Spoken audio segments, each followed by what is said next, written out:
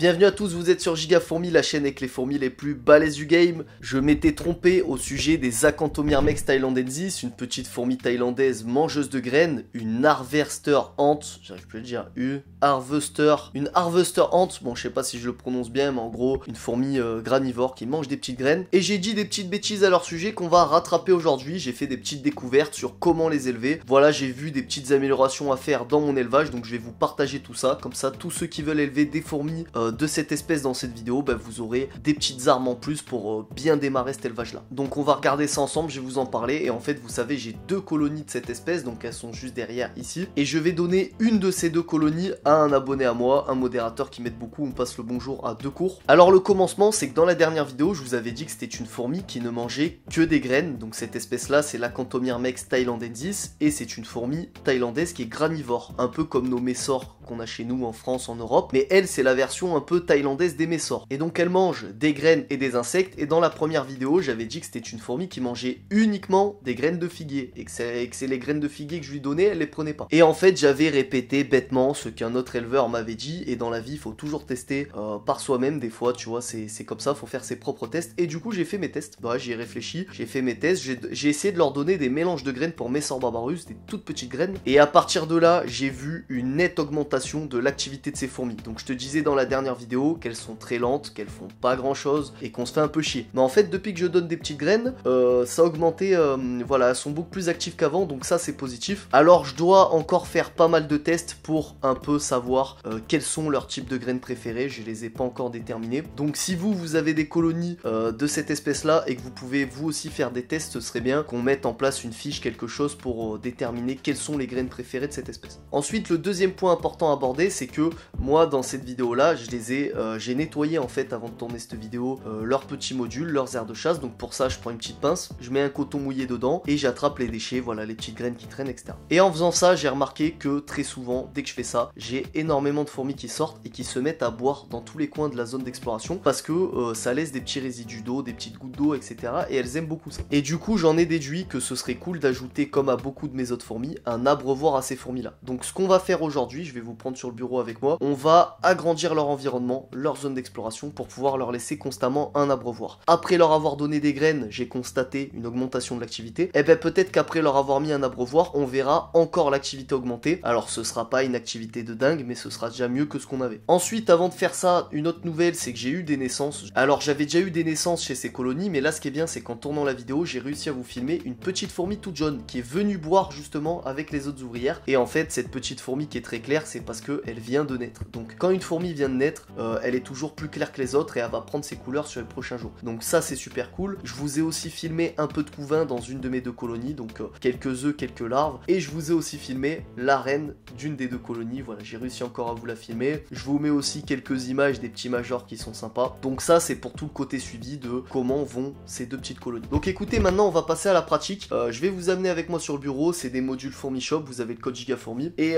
on va améliorer qu'une seule colonie, parce que la deuxième je vais l'envoyer du coup à deux cours, donc je vais pas faire un setup géant, je vais lui envoyer comme ça, et lui il a d'autres petits projets pour elle, donc ça sert à rien que je lui mette des plus grandes aires de chasse ou quoi. Donc nous voilà sur le bureau, j'ai les deux nids qui sont ici, donc j'ai les deux colonies d'Acanthomirmex thailandensis. Donc il y en a une des deux, comme je vous ai dit, que je vais donner, donc là faut qu'on en choisisse une et qu'on l'agrandisse. Donc j'ai un petit dilemme, il y a cette colonie là qui est un peu moins active que l'autre, mais elles sont plus sympas à observer parce qu'elles sont dans un nid Fourmi Shop en taille petite espèce, ce qui fait qu'on voit vraiment bien ce qui se passe dans le nid. On a la deuxième où on voit un peu moins ce qui se passe dans le nid au niveau de la reine et du couvain, tout est caché en fait dans le petit trou du module Hydra, mais c'est une colonie qui est plus active et c'est celle qui a le plus bu. Donc moi je pense que je vais choisir elle, surtout qu'en plus c'est elle qui a demandé le plus d'eau quand j'ai nettoyé, donc je pense que c'est plus urgent pour elle de mettre un abreuvoir qu'à celle-ci. Peut-être qu'ici le module d'humidification met un peu plus d'eau que dans celui-là et que du coup elles en ont un peu moins besoin, parce que je les ai pas vues sortir en masse pour boire comme m'a fait la colonie de droite. Donc celle-ci du coup on va les laisser tranquilles, c'est celle qu'on donnera à mon ami,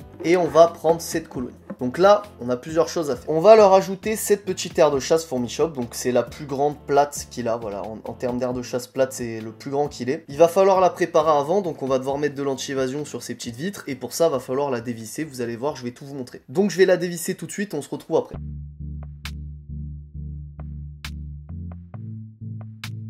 Donc on est bon, j'ai maintenant la vitre qui est enlevée et du coup on va mettre de l'anti-évasion dessus, c'est du fluon. Vous pouvez mettre un autre anti-évasion avec ces fourmis là, elles sont pas très dégourdies, c'est pas des fourmis qui vont s'évader très facilement. Moi je choisis le fluon parce que c'est ce qui tient le plus longtemps sur long terme et je peux le laisser pas mal de temps sans le changer. Alors première étape pour pouvoir le mettre, ça va être de disposer du papier un peu partout parce que ça va couler et dégueulasser mon bureau. Ça sèche assez vite, c'est un peu galère à nettoyer. Une fois qu'on a mis notre papier, on vient mettre la vitre dessus et là on va prendre le fluon qui au début est sous une forme liquide, on va tremper un petit bout de coton dedans, on va étaler un coup ou deux sur la vitre, et donc en fait une fois sec ça donne quelque chose comme ça, tu vois. Donc la vitre sera bleue et les fourmis ne peuvent plus monter dessus, à part des fois les fourmis les plus agiles, des fois elles arrivent à passer parce que là c'est pas très large. Mais avec les Acanthomirmex on n'aura pas ce problème.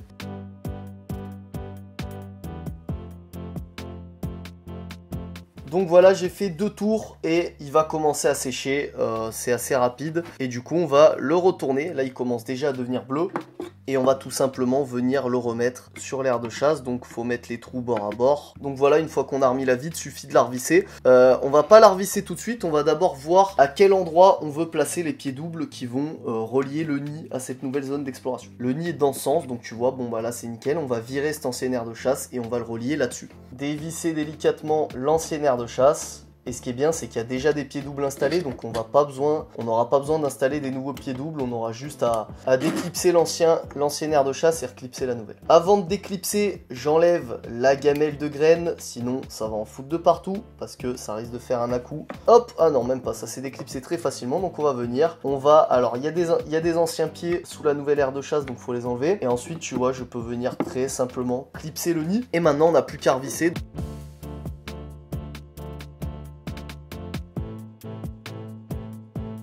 Et donc voilà, j'ai tout revissé, les fourmis commencent rapidement à sortir du nid, enfin tranquillement à sortir du nid et venir explorer leur nouvel environnement. Donc ce qu'on va faire, c'est qu'on va récupérer le verre de farine qu'on avait mis, mais on va le remettre dans une gamelle plutôt, voilà, pour éviter que ça salisse trop. La nouvelle zone d'exploration serait bien qu'on la garde propre, donc je leur mets une petite gamelle. Bon, ça c'est gamelle Fourmi Shop aussi. Vous pouvez facilement faire des gamelles en découpant un bouchon de bouteille, hein, c'est très facile. Donc je leur mets les anciens morceaux d'insectes qu'elles avaient. Elles commencent déjà à sortir, regardez, elles sont 3 à suivre, 4, on les voit. Donc regardez, si on regarde de plus proche, elles sont direct actives. Donc là maintenant, la prochaine étape, ce qu'on veut faire, c'est leur ajouter un abreuvoir, parce que je pense c'est ce qui leur manque. Et vous voyez, ce qui va être cool en fait, ce que vous pensez pas souvent à faire avec les espèces qui s'évadent pas trop facilement, c'est toujours sympa de garder une aire de chasse ouverte si c'est possible. Là normalement le fluon va continuer à sécher, il faut attendre et ce sera quasiment tout bleu. Donc ouais, souvent vous y pensez pas, mais une espèce qui s'évade pas facilement, bah, c'est cool de laisser une aire de chasse ouverte avec de l'anti-évasion, et c'est assez sympa je trouve, c'est plus sympa que de fermer le couvert. Ensuite on va venir leur mettre un petit abreuvoir comme ça, donc ça c'est Stitchkants, et lui il livre des espèces de petits inserts que tu peux placer dans ce trou pour éviter que les fourmis se noient dedans. Pour des petites fourmis aussi fragiles, je préfère mettre du coton. Donc on va le remplir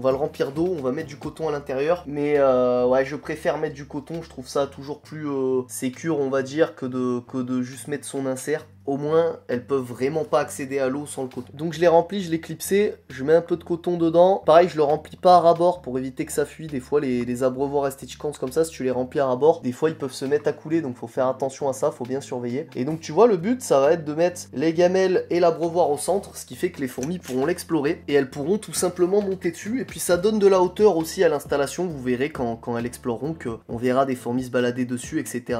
Et ce sera assez sympa. Donc regardez ce que je vous disais, le fluon a continué à sécher, on voit que là toute la paroi est en train de devenir bleue, ce qui fait que les fourmis ne pourront pas partir. Et maintenant on se retrouve 24 heures plus tard et les Acanthomirmex ont récolté les graines, c'est très marrant à voir. J'ai pas pu te filmer les étapes, mais on peut le voir parce qu'elles ont rempli le nid de graines. Donc avec tout ce qu'on a observé aujourd'hui, qu'est-ce qu'on peut conclure? Déjà de une, les Acanthomirmex ne mangent pas que des graines de figuier, elles peuvent prendre des mélanges de graines, mais on ne sait pas encore exactement leur préférence, il n'y a vraiment pas de données là-dessus sur internet. Secondo, il leur faut un abreuvoir avec de l'eau, c'est très important, j'imagine que comme les messors, ça doit les aider à faire leur pain de fourmis, et puis ça doit les aider pour d'autres trucs. Dans tous les cas, un abreuvoir à eau à tes fourmis, c'est hyper important, ce qui fait que si elles manquent d'humidité dans le nid, elles pourront se rattraper sur l'abreuvoir, ça fait une roue de secours. On met toutes les chances de notre côté pour que les fourmis soient en bonne santé. Et troisièmement, on peut conclure que si tes Acanthomirmex, elles ont un abreuvoir à eau et des mélanges de graines, que tu ne les nourris pas seulement aux insectes au liquide sucré, parce que ce sont des fourmis de base qui sont faites pour manger les graines, c'est leur biologie, c'est comme ça, et ben ça les rendra plus actives, elles seront plus actives actives, elles exploreront plus si elles ont un abreuvoir et des mélanges de graines. Bien sûr, il faut aussi donner des insectes en quantité. Je l'ai pas reprécisé dans cette vidéo, mais c'est important. Moi, elles prennent les insectes. Et la dernière donnée à prendre en compte, c'est que d'une colonie de fourmis à l'autre, le caractère change et les Acanthomirmex sont timides de base, mais au sein des différentes colonies d'Acanthomirmex, t'en auras des plus ou moins timides que d'autres. Moi, je l'ai vu avec mes 2 colonies que j'ai. J'ai une colonie qui est un peu plus timide, c'est celle que je vais donner à Decourt, et j'ai la deuxième que j'ai gardée pour la chaîne, qui elle est beaucoup moins timide.